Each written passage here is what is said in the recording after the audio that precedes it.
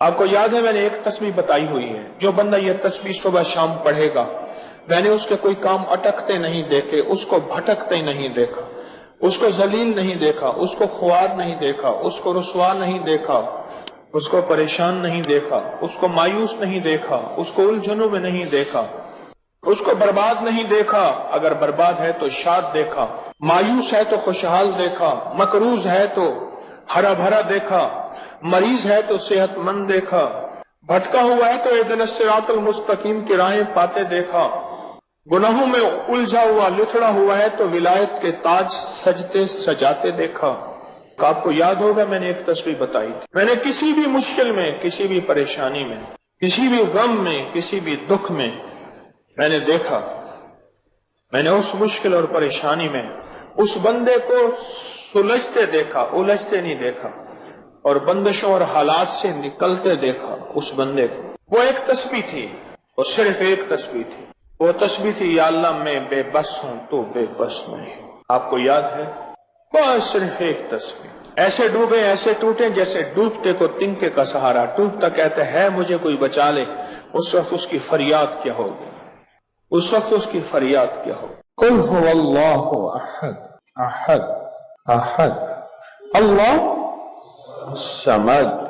جب بندہ پڑھتا ہے نا اللہ الصمد، جو صمد ہے، صمد صاد میم اور دال، اور احد الف ہاء اور دال، وہ بھی تین۔ جب بندہ پڑھتا ہے نا اللہ الصمد، تین فرشتے فوراً اسی کی طرف متوجہ ہوتے ہیں، اور اگر چوتھا آنا چاہتا ہے تو اس کو کہتے ہیں ابھی تیرا وقت نہیں، تیری ضرورت نہیں، چوتھا اسرائیل۔ یہ جو لفظ صمد ہے یہ عمر بڑھاتا ہے، یہ وقت بڑھاتا ہے، یہ دولت بڑھاتا ہے، یہ عزت بڑھاتا ہے، یہ طاقت اور شعور بڑھاتا ہے، یہ احساس اور ادراک بڑھاتا ہے، یہ زندگی کے دن رات کی روشنیاں بڑھاتا ہے اور کرنیں بڑھاتا ہے۔ یہ صمد وہ لفظ ہے جو زندگی کے دن رات بڑھاتا ہے، برکتوں کے دروازے کھولتا ہے، فیض اور کرم کے دروازے کھولتا ہے۔ یہ لفظ، یہ وہ لفظ ہے۔ تین فرشتے، جبرائیل، میکائیل، اسرافیل، بڑے فرشتے، یہ تین فرشتے جب صمد پڑھتا ہے اللہ الصمد، اے اللہ صمد کو بھیج دے، اللہ الصمد، اے اللہ صمد کو بھیج دے۔ صمد سے مراد وہ تین فرشتے جبرائیل، میکائیل اور اسرافیل، اے اللہ صمد کو بھیج دے۔ وہ تینوں فرشتے آ کے کہتے ہیں میرے رب کی محبتوں میں سے محبت چاہتا ہے، دولتوں میں سے دولتیں چاہتا ہے، تاجوں میں سے تاج چاہتا ہے، اقتداروں میں سے اقتدار چاہتا ہے، شان و شوکت میں سے شان و شوکت چاہتا ہے، ملک مال چاہتا ہے، صحت حکومت چاہتا ہے، اقتدار رحمت چاہتا ہے۔ بول چاہتا کیا ہے؟ دو تسبیح اگر آج اولاد ہے، کیا خیال ہے میری نسلیں بے اولاد رہیں، میری نسلیں وارث نہ رہیں، اور ان کے وارث اور ان کی پگیں کسی اور کے سر پہ بندوائی جائیں۔ دو تسبیح سورۃ اخلاص، بے اولادوں کے لیے، بے اولادوں کے لیے، اور ان ہستیوں کو ہدیہ کریں جن کی انبیاء کون؟ حضرت زکریا اور حضرت ابراہیم علیہ السلام، ان کی روحوں کو ہدیہ کریں۔ اور یہ روحیں دعائیں کرتی ہیں، یہ روحیں دعائیں کرتی ہیں۔ یہ ہمارا جو ختم خواجگان ہے، یہ ابھی ہمارا ختم خواجگان، یہ یہی تو ہے آپ جو پڑھتے ہیں، یہ ذکر خاص جسے ختم خواجگان کہتے ہیں۔ یہ پڑھ کے ہم اپنے شجرہ کے تمام اولیاء صلحاء، اہل آل رسول، اہل البیت، ان کی ہدیہ کرتے ہیں، پھر ان کے وسیلے سے دعائیں کرتے ہیں۔ الحمدللہ دعائیں قبول ہوتی ہیں۔ اور اگلا پیکج، جو بندہ نا حیا چاہتا ہو، حیا دل کے اندر آخری درجے کا، ایمان کی اعلیٰ سطح، حیا کی اعلیٰ سطح، اور تقوی کی اعلیٰ سطح، طہارت کی اعلیٰ قسم، اعلیٰ درجے کا چاہتا ہو، وہ دو تسبیح پڑھ کے حضرت عثمان ذی النورین کی روح کو ہدیہ کرے۔ جو نیٹ کی غلاظتوں، خباثتوں، نجاستوں سے نکلنا چاہتے ہیں، عمل کے اوپر کچھ عرصہ مستقل مزاجی پیدا کریں، مستقل مزاجی پیدا کریں، مستقل مزاجی۔ اگلی سال اولاد کے مسائل کے لیے، اولاد کے مسائل، ایک تو میں نے کہا نا کہ جن کی اولاد نہ ہوتی ہو، ایک ہے جن کی اولاد ہو گئی ہے، بے راہ روی کا شکار ہے، ان کے کنٹرول میں نہیں ہے، تو وہ اولاد کے مسائل کے لیے 2 تسبیح پڑھ کے حضرت عمر رضی اللہ تعالیٰ کی روح کو ہدیہ کریں اور ان سے عرض کریں کہ سرکار ان کو سمجھائیں، اگر انسان کے بچے نہیں بنتے تو پھر درے سے سمجھائیں۔ تجربے ہیں، بڑے تجربے۔ اولاد کے لیے پڑھ کے حضرت عمر رضی اللہ تعالیٰ کی روح کو ہدیہ کریں۔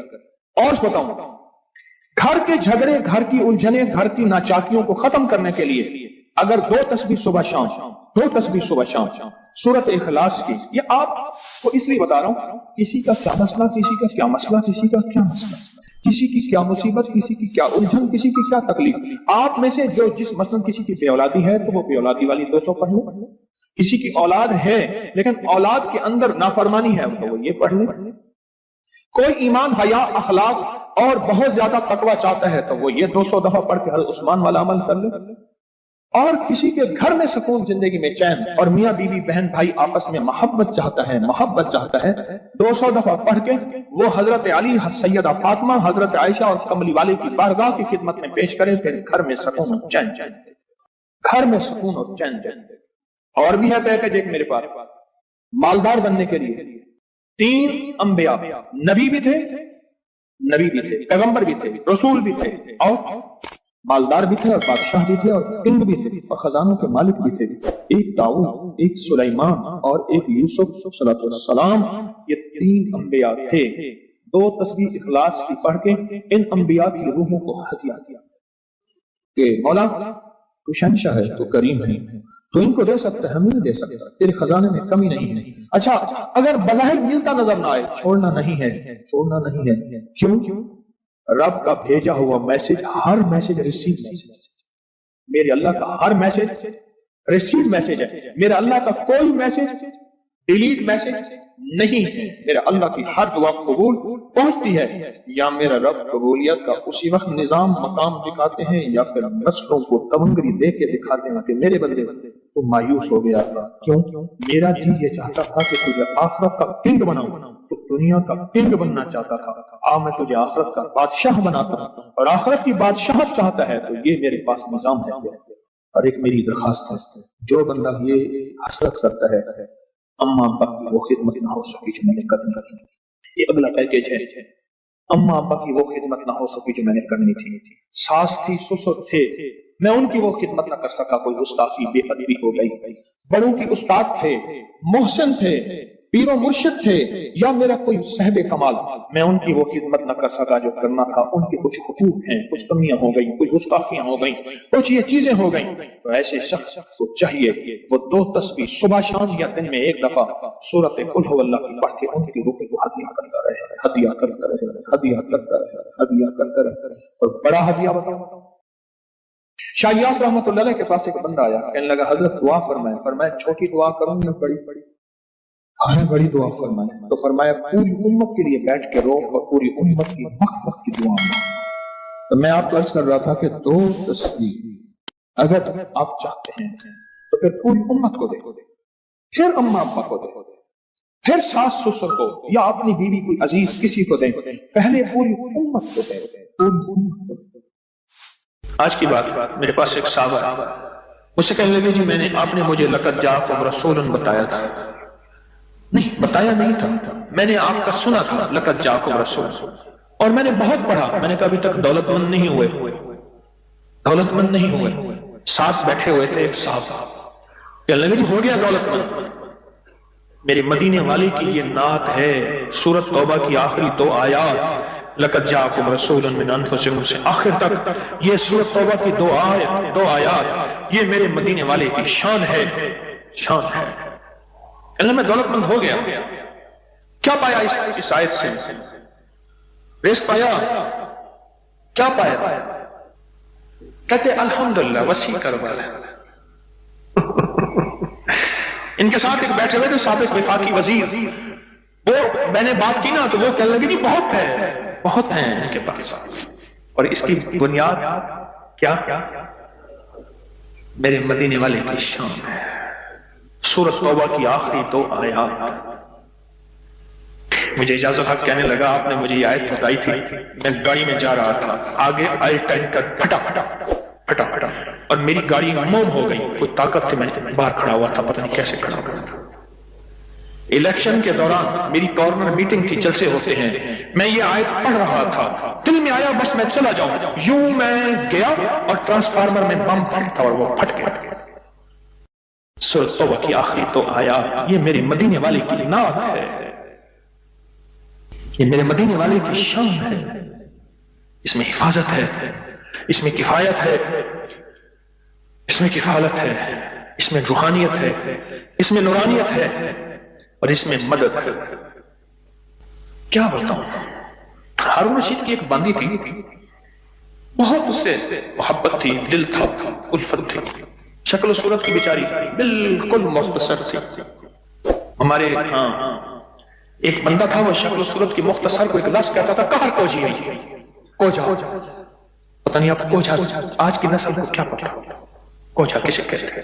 ایک کوجا تو بھی کہر کوجا، کہر کوجا، او میں کہر کوجا تو جو آدمی رات ہے جو پاگل کیا پیا فوت ہو گئی، اب ساتھ بیٹھا رو رہا ہے اور اس کو غسل دے رہے ہیں، اس کی بالوں کی نا وہ لٹیں ہوتی ہیں، لٹوں کی مینجی میں سے ایک تعویذ نکلا، یہ وہ تعویذ نکلا اور وہ تعویذ جس کے ہاتھ میں آیا اب محبتیں اس کی طرف چلی گئی اور کہنے لگا ہاں ویسے بھی شکل صورت کی اچھی نہیں ہے، اس کو بس نہلا کے دفنا دینا اور تم نہلا کے میرے پاس آ جانا۔ بندہ کیا تھی گئے تھے، گالا تھی گئی، پاگل تھی گئی، کوئی خدا دا نام مان کے، اس نے کہا اس میں نہیں، اس تعویذ میں یہ جس کے پاس آئے گا۔ جب اس تعویذ کو کھولا وہ ایک خاص ترتیب سے لقد جاءکم رسول لکھا ہوا تھا، محدثین نے لکھا ہے، بڑے بڑے اولیاء نے لکھا ہے، صلحاء نے لکھا ہے، اس تعویذ کے اندر، اس آیت کے اندر اللہ نے یہ تاثیر بھی رکھی ہے کہ اگر اس آیت کو انسانیت کی محبت کے لیے، عالم کی محبت کے لیے پڑھا جائے تو اللہ پاک انسانوں اور عالم کو محبتیں اور تسخیر پیدا کر دیتا ہے، حتیٰ کہ آپ اس آیت کو جنات کی محبت کے لیے پڑھیں تو میرے پاس واقعات ہیں کئی کہ جنات دوست بن گئے، تابع نہیں کرنا، کبھی یار بنانا ہے، دوست بن گئے۔ اس آیت کو ایک بندے نے جنات کی محبت کے لیے پڑھا کہ یا اللہ جو جن نیک ہیں وہ میرے دوست بن جائیں، وہ خود بخود آ گئے، خود بخود آ گئے، اور جنات کی محبت میں دیوانے اور جن ہیں جو دن رات محبت ہے، دن رات پیار ہے، اور دن رات کہتے ہیں کوئی خدمت، کوئی کام، کوئی ہمارے لائق حاضری حضوری، دن رات۔ مجھے ایک بہت بڑے ذمہ دار فرد نے بتایا کہ مفتی زین العابدین صاحب رحمت اللہ علیہ میاں والی کے نہایت غریب گھرانے سے تعلق تھا، داؤد خیل کے تھے، اور فیصل آباد میں ان کی ایک ہمشیرہ تھی، انہوں نے یہ لقد جاءکم رسول ان کا بہت زیادہ پڑھا، اللہ نے تمنگری کی انتہا کر دی۔ شیخ ابوبکر شبلی تشریف لائے، ایک بندہ محدث کی بارگاہ میں وہ کھڑے ہو گئے، استقبال کیا اور پیشانی پر بوسہ دیا۔ شاگرد کہنے لگے حضرت یہ تو کچھ دیوانے ہیں، آپ نے ان کے ساتھ ایسا کیوں کیا؟ اب جواب سنیں ذرا غور سے، جواب سنیں۔ پر میں نے اپنے آقا حضور سرور کونین صلی اللہ تعالی علیہ وسلم کو خواب میں ایسا ہی دیکھا، یہ خواب میں حضور کی بارگاہ میں گئے، حضور کھڑے ہوئے، حضور نے استقبال کیا، عزت سے بٹھایا اور ان کی پیشانی پہ بوسہ دیا، اور میں نے پوچھا کہ یا رسول اللہ صلی اللہ علیہ وسلم، یہ آپ کی بارگاہ میں اس بندے کا استقبال، اس کی وجہ کیا؟ کہا 40 سال سے ہر نماز کے بعد پڑھتا ہے لقد جاءکم رسول من انفسکم، یہ آیت پڑھتا ہے، سورۃ توبہ کی آخری 2 آیتیں پڑھتا ہے ہر نماز کے بعد، 40 سال ہو گئے ہیں میری بارگاہ میں، حضور کی بارگاہ میں یہ استقبال بھی ہے، اور حضور کی بارگاہ میں یہ وقار بھی ہے، اور حضور کی بارگاہ میں یہ مقام بھی ہے۔ اس تھیلی پہ روزانہ 1 تسبیح یا 11 تسبیح پر گڑ گڑا کے، بھکاری بن کے، محتاج بن کے، سائل بن کے، منگتا بن کے، سوالی بن کے کیا پڑھنا ہے؟ یا لطیف ہو یا ودود ہو، یا لطیف ہو یا ودود ہو، یا لطیف ہو یا لطیف ہو، یا لطیف ہو یا لطیف ہو یا لطیف ہو یا لطیف ہو، 1 تسبیح پڑھنی ہے یا 11 تسبیحاں، اس کو زندگی بھر پڑھنا نہ چھوڑیے گا، زندگی پر پڑھنا نہ چھوڑیے گا۔ بس اس تھیلی میں ایسا کرنا ہے، اس تھیلی میں روزانہ پڑھیں، سارے گھر کے افراد پڑھیں، گھر کا کوئی ایک فرد پڑھ لے، وضو بے وضو ہر حالت میں ناپاکی میں بھی پڑھ سکتے ہیں، باوضو اچھی بات ہے، اور اس کے بعد اس کو دیکھتے ہوئے پڑھنا ہے۔ بعض اوقات اس میں ماش کی دال ہے، اس میں گھن لگ جاتا ہے، اس میں پلیٹ میں پھیلا کے دھوپ لگوا لیں اور اس کی ایک چٹکی ایسے لینی. یہ میں نے ایک چٹکی لی ہے، یہ دیکھیں، یہ میں نے ایک چٹکی لی ہے، ایک چٹکی لی ہے، ایسے ایک چٹکی لینی ہے، ایک چٹکی، اور یا لطیف و یا ودود پڑھتے ہوئے توے کے اوپر اس چٹکی کو ڈالنا ہے اور اس کو جلانا ہے اس تصور کے ساتھ کہ کالی دنیا، کالے لوگ، کالے روگ جل گئے، جادو، جنات، اثرات، بندشیں، لا علاج بیماریاں، عادات بد، علت، قلت، ذلت جل گئی.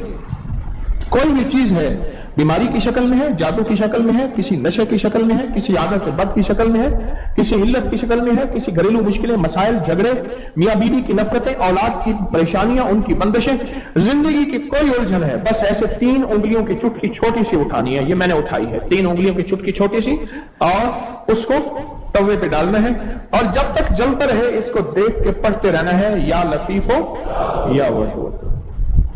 یہ چٹکی، یہ چٹکی یہ ڈالنی ہے توے کے اوپر روزانہ چٹکی.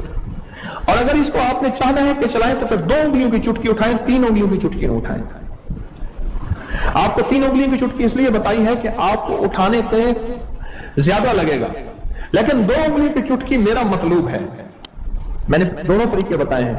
جو میں کروانا چاہتا ہوں وہ 1-2 انگلیوں کی چٹکی ہے، 3 انگلیوں کی چٹکی نہیں ہے. یہ 2 انگلیوں کی چٹکی میں زیادہ آئے گا، تھوڑا آئے گا، اور 3 انگلیوں کی چٹکی میں زیادہ آئے گا. چونڈی اس میں زیادہ آئے گا. 2 کا اٹھانا ہے اور توے پہ ڈال کے جلانا ہے. پر ایک شفقت کرنی ہے، جوائنٹ فیملی میں اگر جلائیں گے کہیں گے جادو کر رہا ہے. حالانکہ یہ چیزیں صدیوں سے نسلوں کی، بزرگوں کی، اولیاء کی، اللہ والوں کی آزمودہ ہیں. یہ چیزیں نسلوں سے آزمودہ ہیں. میرا دل یہ ہے کہ اسے زیادہ عرصہ چلائیں. اور بعض اوقات گھروں میں ہوتا ہے کہ وہ سمجھتے شاید جادو کر رہا ہے. اگر خدا نہ خواستہ آپ اپنے گھر نہیں جلا سکتے، آپ کا کوئی عزیز پیارا آپ کی طرف سے دوسرے گھر میں جلا دے. یہ توے پہ جلانا ہے، اس کو کھرچ لینا ہے. اس توے پہ روٹی بھی پکا سکتے ہیں، کیا حرج ہے؟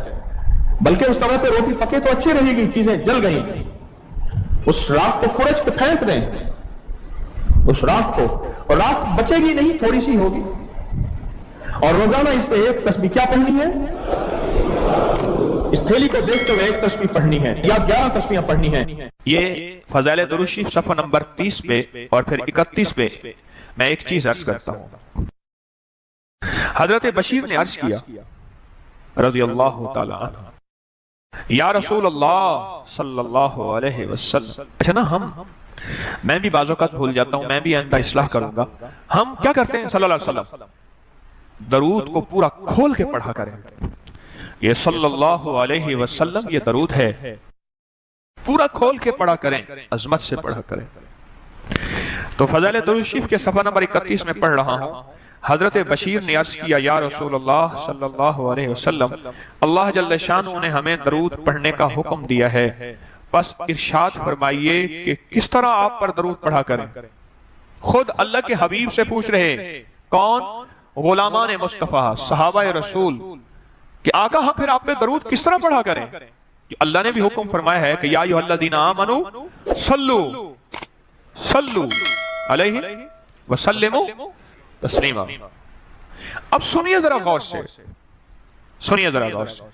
حضور نے سکوت فرمایا، آپ نے خاموشی فرمایا، یہاں تک کہ ہم تمنا کرنے لگے کہ وہ شخص سوال ہی نہ کرتا.